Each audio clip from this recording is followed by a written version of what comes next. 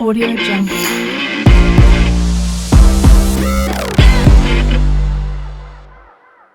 Norman, welcome to another round table. Norman Raad, the CEO of Broll Auctions and Sales. And Norman, I wanted to get your take on relationships, because I know how deeply you understand the value of relationships and what relationships mean to you in business. Yes, I think that's almost everything in property and in business and in marriage and in partnerships. It's the relationship and the trust between the relationship is everything. I mean, that's how they say the speed of trust. You know, when you trust someone, you can make a decision in a split second. You know, people spend a fortune investing in marketing to try and build the trust with the market through the content and the message they set out. But if you have a relationship and you've got that trust, things happen instantaneously. And I mean, I watch you on a daily basis that you service people. You ultimately service these relationships that you manifest. I mean, I think that's such an important ingredient. So our whole business is based around servicing clients, looking after clients. Today they're the buyers and tomorrow the sellers, and so we're working with clients every day. And you know, I started a long time ago in the restaurant business, and whether it was a cappuccino that we served for a client or whether it was a full meal in their whole family.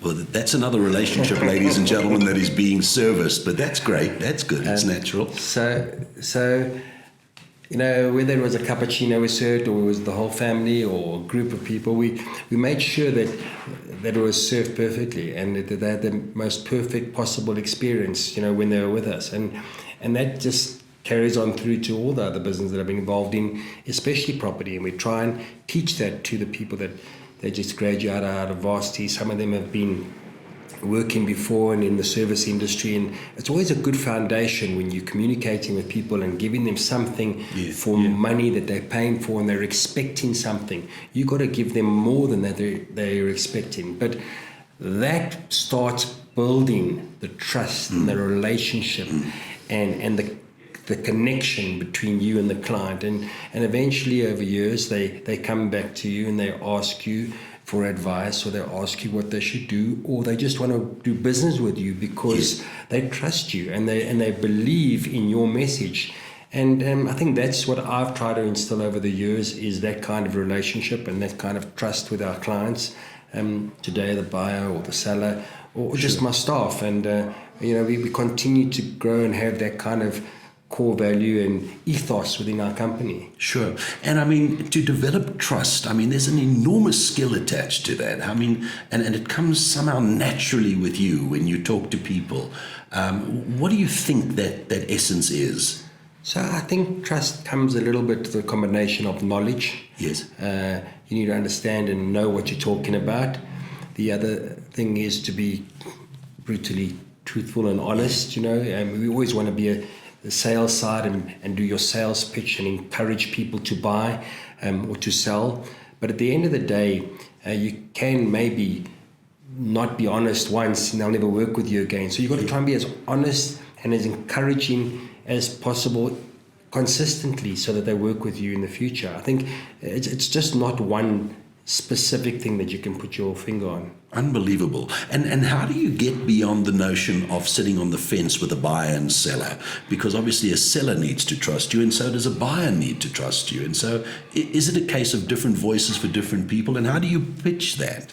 Well, I tell them up front, I'm working for both of you. Oh, okay. Okay, so we're trying to do a deal between both of them. I mean, it's no good one person being unhappy. It's no good both of them being a little bit unhappy, because then you won't do the next deal. So everyone needs to be happy. So there's an old notion, you know, a good deal is when everyone leaves a little bit unhappy. I disagree with that. Yeah. I think both parties need to walk away being happy. And you know what? There's a compromise, and if one person's not prepared to make the compromise, then there won't be a deal. And I represent both parties to try and make sure that there is a deal that is good for everyone. And the commonality is obviously truth, and I think that's where you sink your anchor, is that truth factor.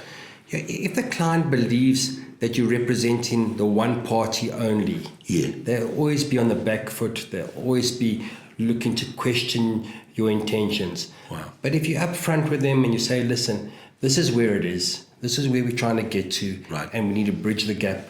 And we communicate that to both parties. I think everyone starts getting a sense of comfortability. I have noticed, though, over the last couple of years, and I don't want to say that's because of South Africa and where we are and the environment we're in, but normally in bad times, people start behaving badly. Yes. And no matter how much you think you may trust someone, sometimes then that needs to be questioned, because the market, the people in the market, they start not doing what they say, not behaving as you expect them to, and they start taking chances. And that starts causing disruptions and uncertainty with your relationship. And I think, if we can go back to the olden days where a handshake would suffice, we'd be a long way or a lot better off. But unfortunately, the world has moved. You've got to rely on the pen a lot more now. Sure. But I think still, if you want to go down and look at my top 10 clients, or look at what we build around and the clients that we build our relationships with, you can still rely on those kind of ethos where you can trust one another implicitly. Norman Raad, CEO of Broll Auction and Sales, thank you for joining us in a moment of truth around the table. Thank you.